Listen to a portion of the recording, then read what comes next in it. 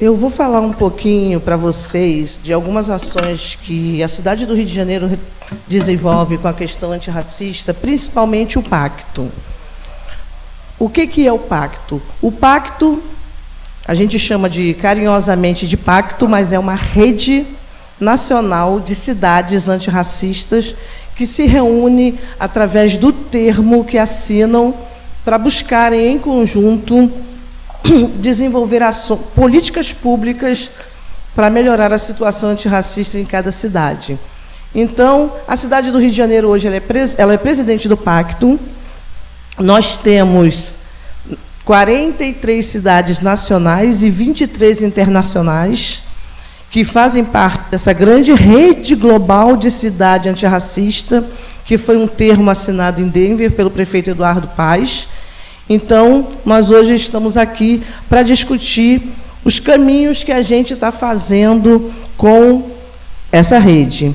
E a gente tem uma proposta muito grande, que é o Pacto Faz Isso, que depois que o Pacto foi criado, nós já fazemos um ano, nós conseguimos implantar em algumas cidades que não tinha alguma política pública. Por exemplo, nós conseguimos em Quissamã implantar a Coordenadoria de Promoção da Igualdade Racial, nós conseguimos em Mendes implantar o Conselho Municipal do Negro, nós conseguimos em algumas cidades que já tinha algum tipo de ação aumentar essa política pública. Então, o pacto está caminhando no Brasil inteiro, desenvolvendo políticas públicas. E está sendo um trabalho gratificante encontrar diversos parceiros novos e dos antigos movimentos que estão vendo nessa possibilidade uma grande luta antirracista no Brasil. Eu gostaria de chamar a nossa querida Amanda para que pudesse falar sobre essas questões raciais aqui. Muito obrigada. Yo soy Amanda Feti, soy coordinadora de la Comisión de Inclusión Social, Democracia Participativa y Derechos Humanos de CGLU. CGLU significa Ciudades y Gobiernos Locales Unidos, es la red más grande de gobiernos locales y regionales en el mundo.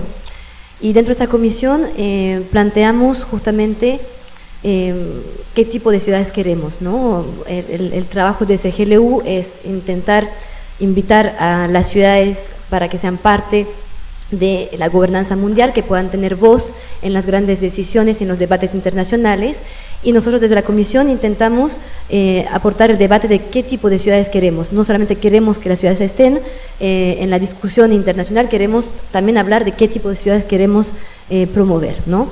Y en ese debate, claro, cuando pensamos el tipo de ciudades que queremos, lo que se ha planteado desde el trabajo que hicimos en la Comisión son ciudades que estén cuestionando la relación entre políticas públicas, entre participación ciudadana y movimientos sociales, ¿no? Que la interacción de la responsabilidad entre lo que se hace desde la política pública se vaya pensando e implementando a partir del trabajo, del diálogo con la sociedad civil, ¿no? Y claro, el tema de ciudades antirracistas, ¿no? Se está poniendo en la mesa un tema central, que es de saber qué responsabilidad hay del nivel municipal, del nivel local, justamente para reconocer los derechos de las personas sufriendo de racismo, y no solamente visibilizar, pero también implementar dentro de su ADN de ciudad, ¿no? Cómo se puede responder a construir justamente políticas públicas que permiten luchar contra el racismo. En muchas ciudades del mundo podemos ver que hay un problema de violencia policiales, que hay un problema también de acceso a un número de servicios públicos también, o sea, que va del acceso a la vivienda, acceso a la salud, tema de la educación, o sea, en muchos sectores distintos de políticas públicas vemos que hay un problema con un filtro racial y que va impactando el acceso a los derechos de las personas y la garantía también de dignidad, ¿no?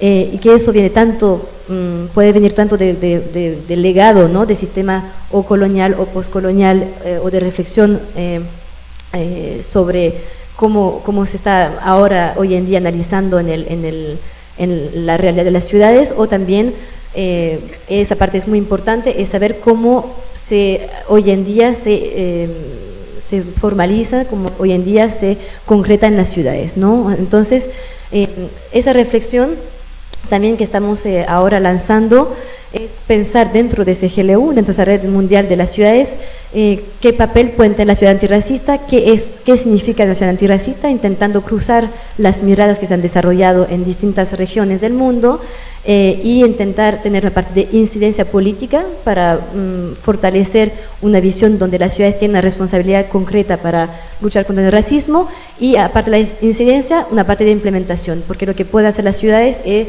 concretar en acción política, ¿no? Lo que es un compromiso de antirracismo. Entonces, eso sería la importancia. Entonces, llevamos desde el año pasado con la ciudad de Barcelona, así que ya tiene 20 años de trabajo sobre la no discriminación a nivel local, esa idea de fomentar un espacio de trabajo internacional con distintas ciudades para pensar lo que significa una ciudad antirracista, definirla, tanto a nivel de incidencia como a nivel de implementación de políticas públicas concretas a nivel local.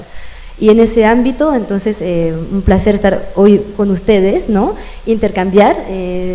Hemos escuchado con gran placer ese anuncio de la ciudad de Río de lanzar esa red antirracista global y ojalá podremos colaborar en ese sentido para buscar fuerzas y bueno, permitir que ese tema y esa reflexión pueda ser un gran debate y que podamos incidir en el mundo de las ciudades sobre la necesidad y la importancia de tener políticas de lucha contra el racismo.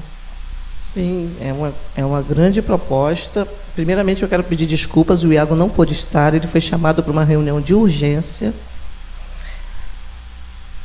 E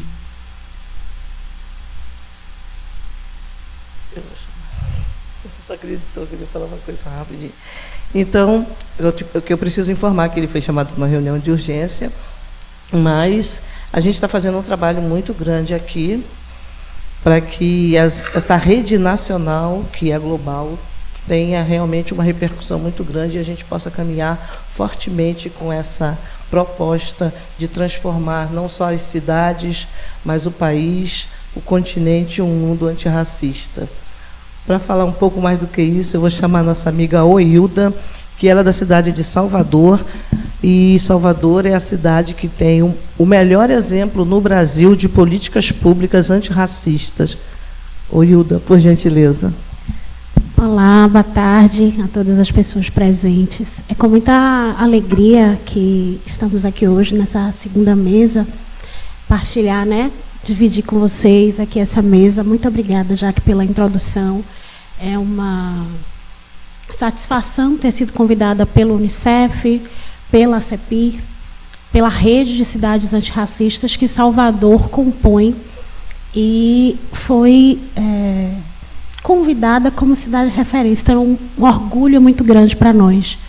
Salvador está no SINAPIR, que é o Sistema Nacional de Promoção da Igualdade Racial, como gestão plena. Então, atende todas as etapas, e aqui a gente vai ouvir um pouco sobre o INDEPI, atende todas as etapas, todos os trâmites no enfrentamento ao racismo, no combate ao racismo institucional.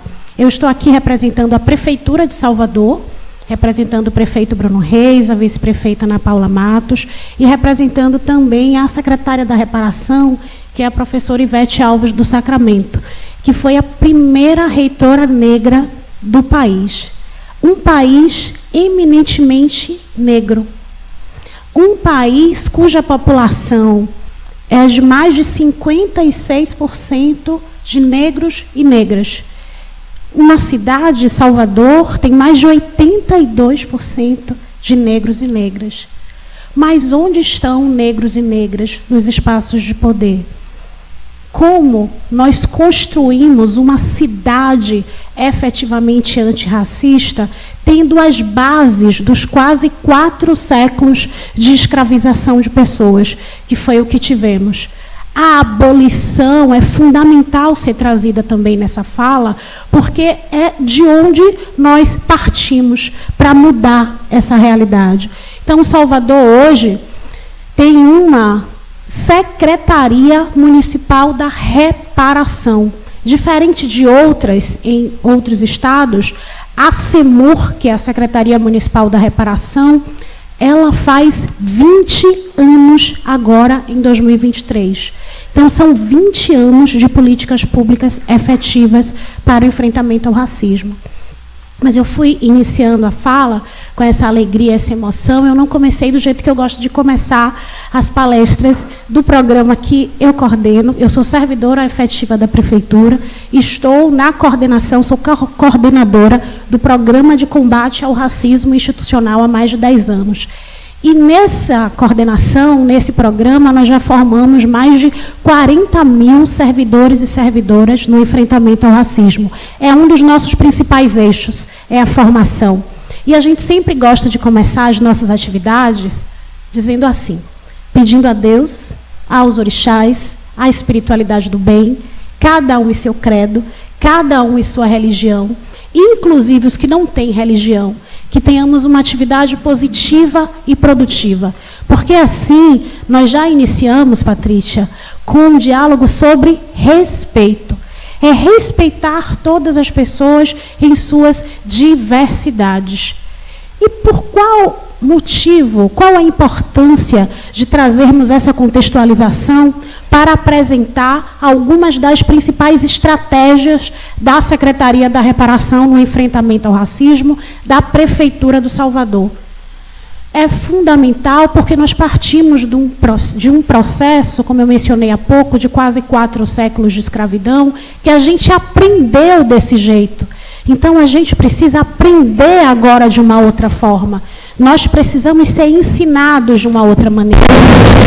Salvador tem hoje um comitê técnico de combate ao racismo institucional. Então, como é que a gente operacionaliza, né, de forma mais direta, para entrarmos nas estratégias? Como é que a gente operacionaliza o Programa de Combate ao Racismo Institucional, que é essa referência nacional, internacional, o que nos deu também essa indicação como cidade referência no Pacto Global de Cidades Antirracistas? Como é que a gente operacionaliza? Através de um comitê técnico que é formado por servidores e servidoras de todos os órgãos da Prefeitura do Salvador. Não são só unidades, órgãos da saúde, da educação, da cultura, são todos os órgãos da Prefeitura. Então, esse comitê técnico que se reúne mensalmente, e no início, em 2013, ele era um grupo de trabalho. Ele cresceu, ganhou mais responsabilidades, ganhou mais órgãos, e hoje esse comitê técnico está na legislação. O que significa isso para operacionalizarmos e para entendermos esses modelos como modelos importantes de serem reproduzidos em outras cidades? Salvador tem o Estatuto da Igualdade Racial e de Combate à Intolerância Religiosa, Lei 9.451, de 2019.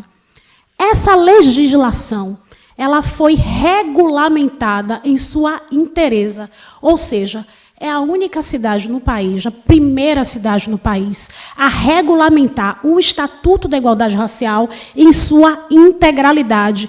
Todos os eixos do Estatuto, que foram trazidos aqui há pouco na fala, saúde, segurança pública, educação, cultura, esporte, lazer, juventude negra, mulheres negras. O Estatuto tem 10 capítulos. Então, essa legislação que transversaliza o combate ao racismo, a promoção da equidade racial, a busca por uma cidade que seja efetivamente antirracista, ela é transversal. Essa é a base da nossa operacionalização. Então, se falarmos em estratégia, um dos pontos prioritários, Camila, é que nós temos também um plano municipal de combate ao racismo institucional. Então, o PCRI tem um instrumento, um balizador, um norteador das suas atividades. E é a prefeitura que constrói esse plano? Não. Quem constrói esse plano são os servidores e servidoras da prefeitura. É a prefeitura, através dos seus servidores e servidoras, e da sociedade civil. Há pouco estávamos com a nossa presidente aqui, acho que precisou sair um pouco. O Conselho Municipal das Comunidades Negras em Salvador representa a sociedade civil nesse comitê. Então, esse é um outro ponto basilar para o enfrentamento ao racismo, para a construção de uma sociedade efetivamente antirracista, é que o poder público e a sociedade civil estejam trabalhando em uníssono, que haja uma construção efetivamente coletiva, que não seja só do papel. Então, quando nós saímos do papel, inclusive a nossa secretária, a professora Ivete, que eu tenho um carinho muito grande, há mais de 10 anos estou como coordenadora desse programa, com a indicação da professora, ela nos diz sempre assim: ó, Hilda, o que tinha que ser escrito já foi escrito, agora a gente tem que colocar em prática. Nós temos muitas legislações, muitos decretos, muitos documentos norteadores. O que a gente precisa agora é operacionalizar. E esse plano municipal de combate ao racismo institucional, que a gente carinhosamente chama de PCRI, então eu vou passar a chamá-lo de PCRI nessa fala, o plano do PCRI tem os diversos eixos do programa.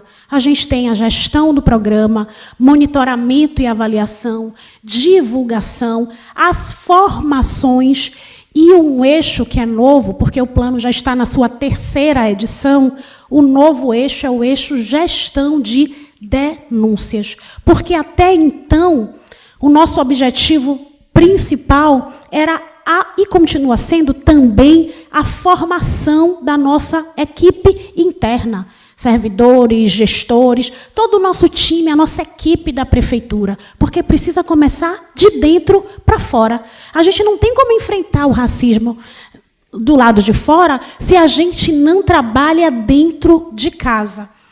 Então, é fundamental entender que essas estratégias, elas dialogam a partir de um lugar, que é da construção de uma sociedade efetivamente antirracista, como tem aqui no nosso botão do programa.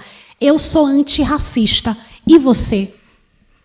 Essa é uma pergunta importante para a gente refletir, e já estou encerrando já que a fala com uma frase que eu gosto muito, que é do Nelson Mandela. E ninguém nasce odiando outra pessoa pela cor de sua pele, por sua origem ou por sua religião. As pessoas aprendem a odiar. Eu mencionei essa frase ontem, mas eu acho importante que a gente demarque esse lugar formativo. Porque se a gente aprendeu a odiar, a gente também pode ser ensinado a construir uma sociedade que seja melhor para todas as pessoas. Não há que se falar em futuro com racismo. Não há que se falar em futuro com uma sociedade que segrega, que discrimina pessoas em função de sua raça, cor, cultura, origem racial ou étnica. Nós não aceitamos mais que, ao chegar num espaço, alguém nos diga: opa, a senhora não pode entrar ainda não, a gente está aguardando a profissional que vai fazer a formação. Eu não entendi. A senhora é essa profissional? Eu não sabia. Ah, a senhora é advogada? Sim, sou. Por quê? Por qual? Não, daqui a pouco a senhora vai dizer que é esse negócio aí de racismo. Eu falei, eu não vou dizer nada. Quem está dizendo é você. A nossa sociedade faz o tempo inteiro isso conosco. E, através dessa rede, através dessa ação articulada, nós vamos, sim, construir uma sociedade melhor. Muito obrigada. Obrigada, Hilda. Agora eu vou chamar a nossa integrante da mesa, com participação de Barcelona, nossa querida Anabel, por gentileza. Tem que falar, tem um delay.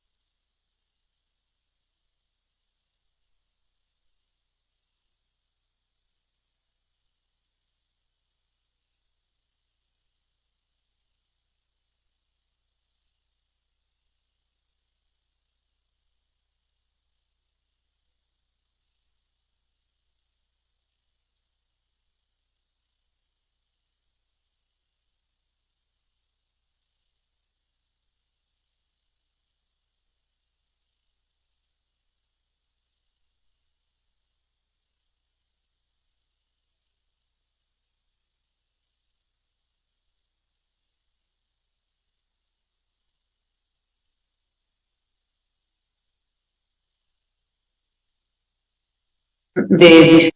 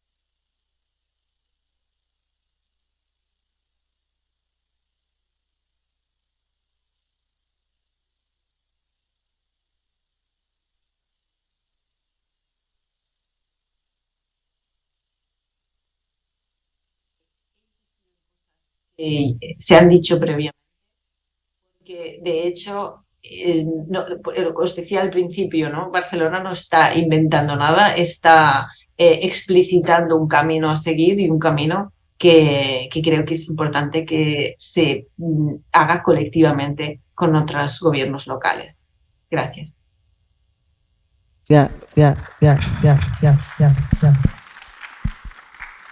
Dando eco. Muito obrigada, foi um prazer.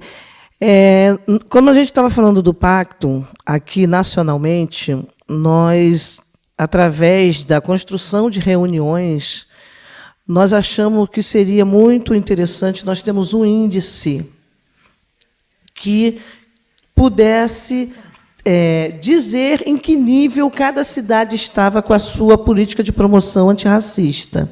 E, para falar sobre o INDEPIR, o Douglas, que é da UF, por gentileza, Douglas, é um índice que vai servir para todas as cidades do Brasil, porque é a realidade brasileira, mas é um índice inédito para medir políticas públicas antirracistas no Brasil.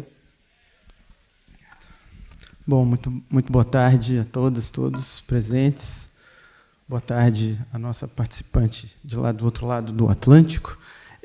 Eu queria, em primeiro lugar, me apresentar. Meu nome é Douglas Leite, eu sou professor da Universidade Federal Fluminense, trabalho nas áreas de Direito e História e coordeno, junto com outros colegas, um grupo de pesquisa que se chama Centro de Estudos sobre Desigualdades Globais.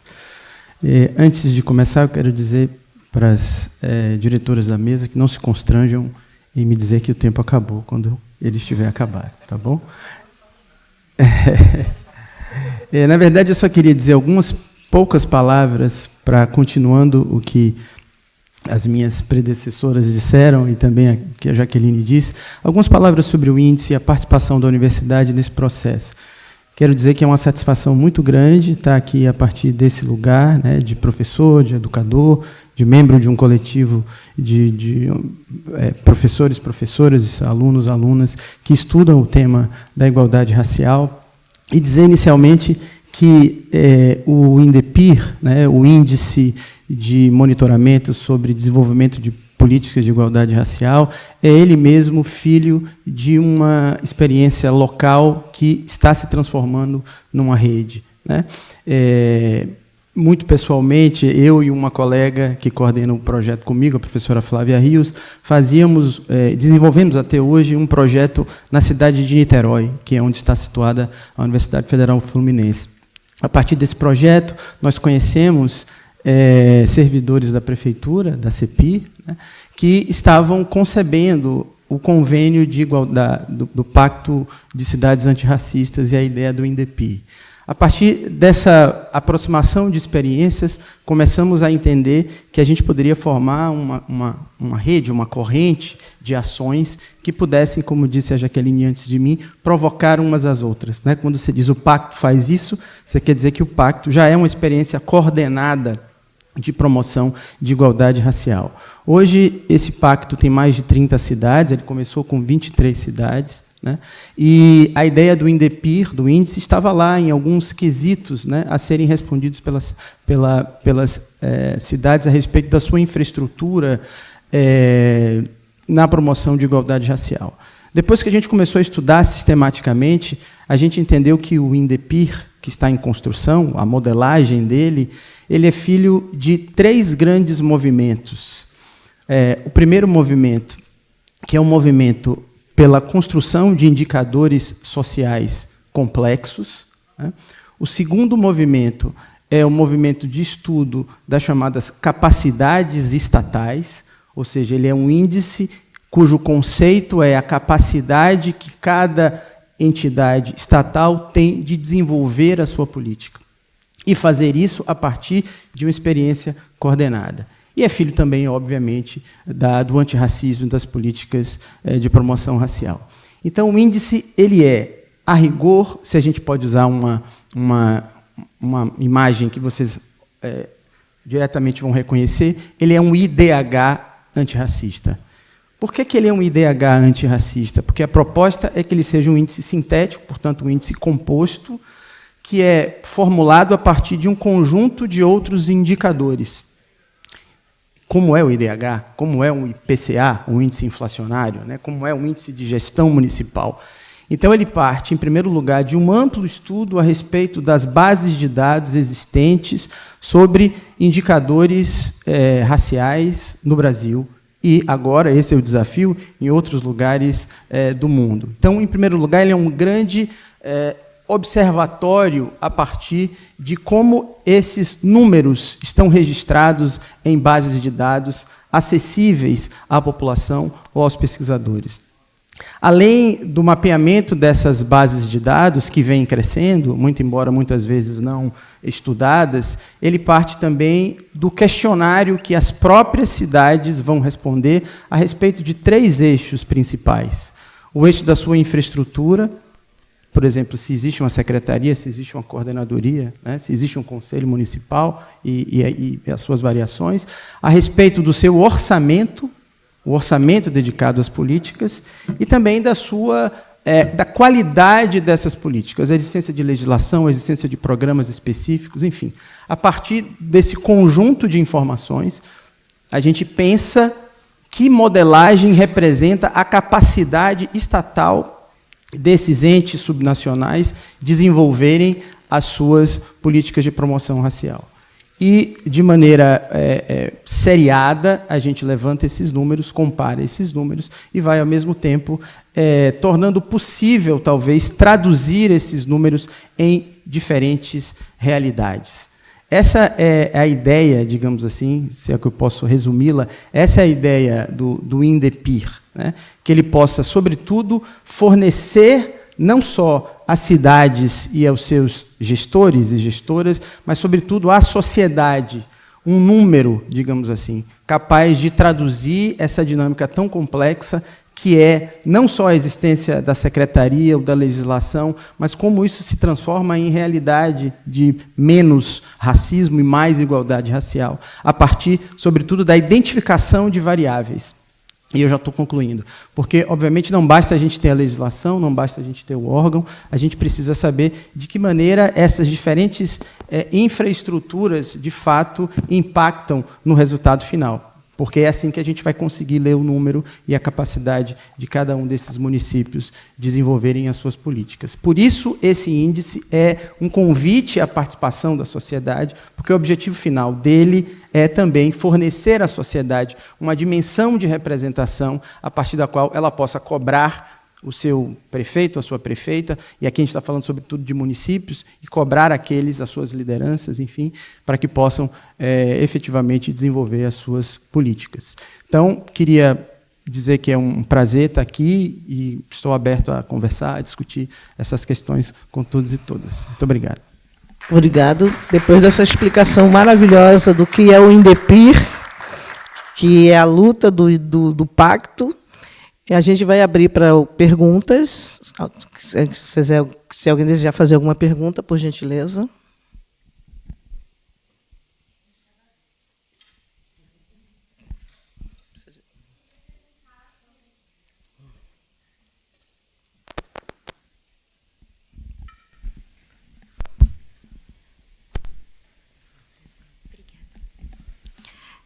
Boa tarde, gente. Eu sou Maria Luísa, eu represento a Prefeitura de São Paulo, a Coordenadoria de Governo Aberto.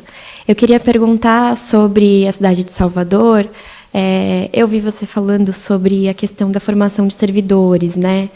Eu queria que você explicasse um pouquinho como funciona essa formação, como é criado esse curso, esse currículo, essa oficina, assim. Seria interessante. Obrigada. Vamos pegar só mais uma, e aí a gente faz uma rodada.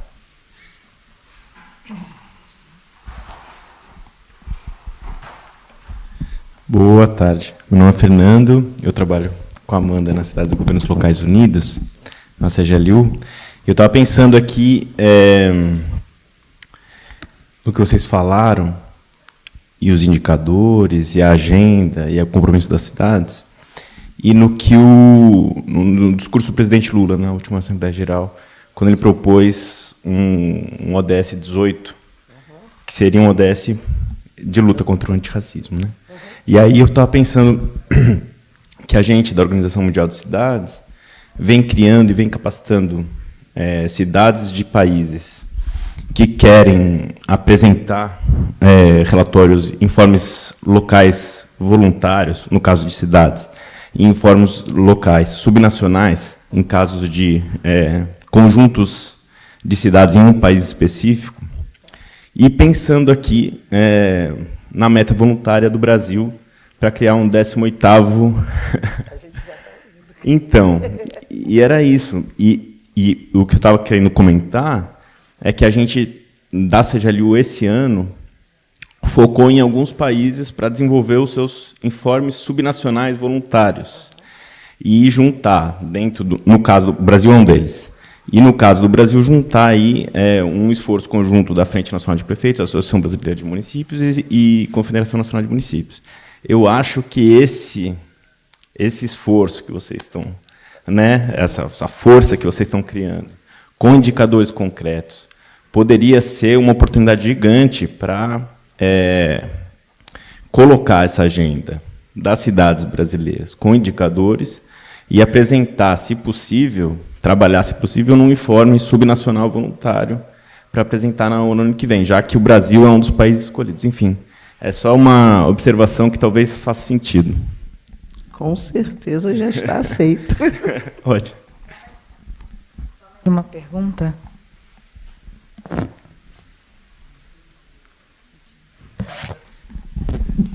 Boa tarde a todos e todas. Eu me chamo Cidinha Pedroso, sou da Secretaria de Direitos Humanos de Pindamonhangaba.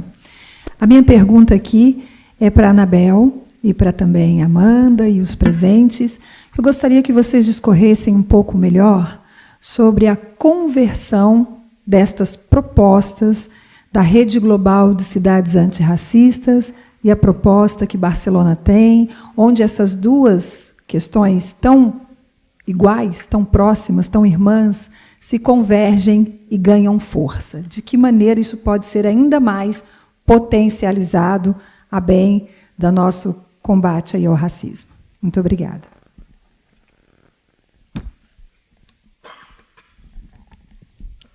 Hilda, por gentileza, resumo. Então, aqui é a Maria Luísa, da Prefeitura de São Paulo. Com relação às nossas formações, que é o eixo qualificação desse plano do PCRI, nós temos anualmente a elaboração de um plano de ação de cada órgão. Então, cada órgão da prefeitura apresenta a sua proposta de plano para o ano seguinte. E, em articulação com a coordenação do programa, que fica com a Secretaria da Reparação, porque é um programa da prefeitura. O PCRI é da prefeitura, está no plano estratégico da prefeitura, e a CEMUR, que é a Secretaria da Reparação, coordena esse programa, através desse comitê. Então, a partir desse plano de ações articulado, então a gente faz os alinhamentos, faz reuniões, para poder fazer os ajustes. A gente tem o planejamento para o próximo ano de formações continuadas. Então, a estratégia é essa. Por isso que a gente conseguiu fazer, atingir essa marca, que era uma meta da prefeitura, de formar 98% de todos os servidores e servidoras no enfrentamento ao racismo. Então, a gente conseguiu, inclusive, ultrapassar essa meta a partir de um planejamento de formações continuadas. Então, não só no novembro, 365 dias por ano, se o ano for bissexto, 366 dias, nós temos formações nos órgãos.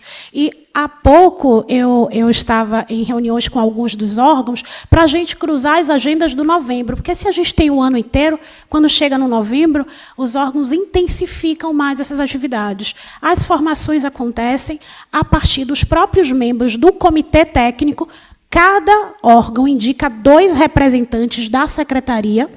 Esses representantes formam núcleos internos dentro de cada unidade. Então, cada órgão tem 2 representantes no comitê e núcleos internos. Então, as articulações, por exemplo, da saúde são feitas no comitê pelos 2 representantes e dentro da secretaria para transversalizar a política a partir desse núcleo interno, que encaminha para a coordenação validar. Esse é um ponto importante, porque as ações elas não são feitas ao léu, sem uma coordenação. Então, é uma proposta de atividade que a gente valida, alinha, devolve e esse órgão executa. Então, essa execução em rede, ela nos permite monitorar, que é um outro eixo do plano. Monitoramento e avaliação. A gente consegue trimestralmente, a partir dos relatórios dos órgãos, monitorar as ações realizadas, sejam ações de qualificação, sejam as ações de gestão do programa.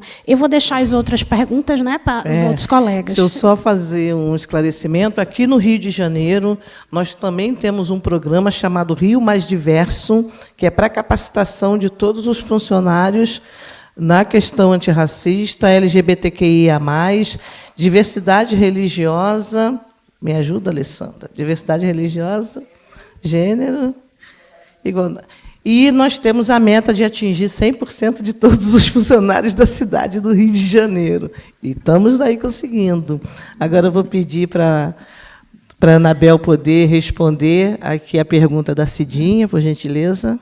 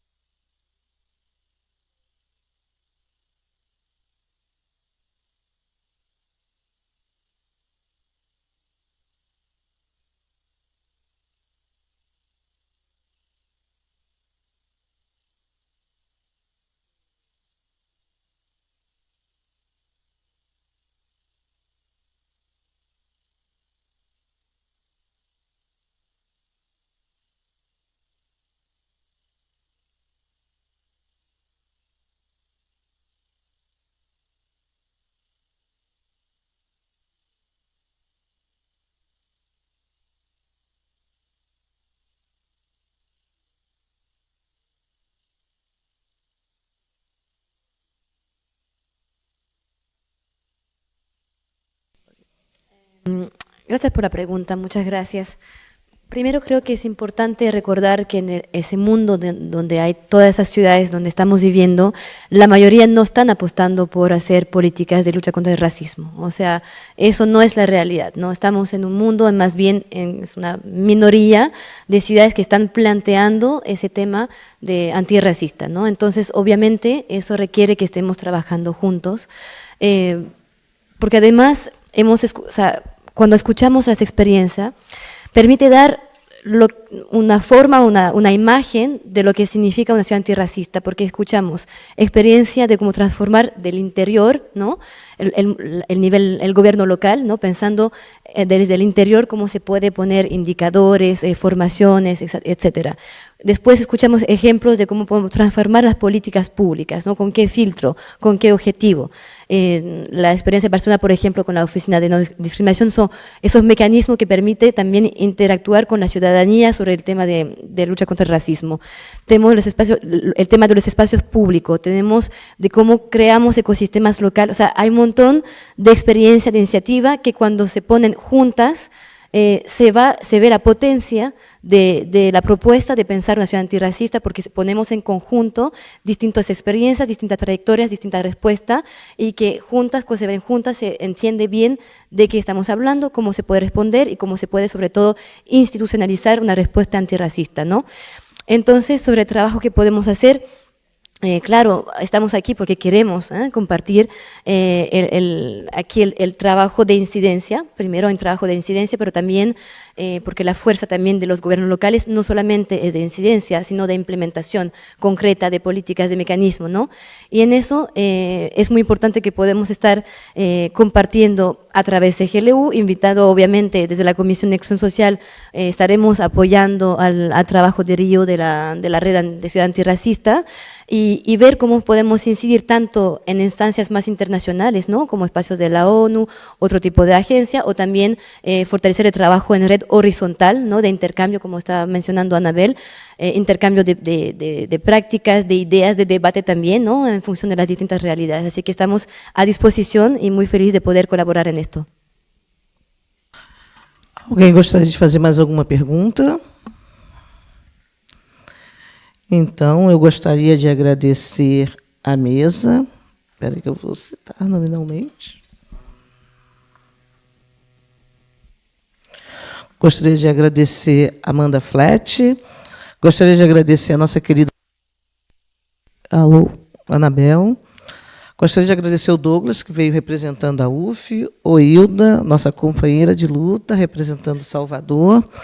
Gostaria de agradecer a presença de todos e vamos continuar juntos na luta, não só por uma, mas por todas as cidades antirracistas. Muito obrigada.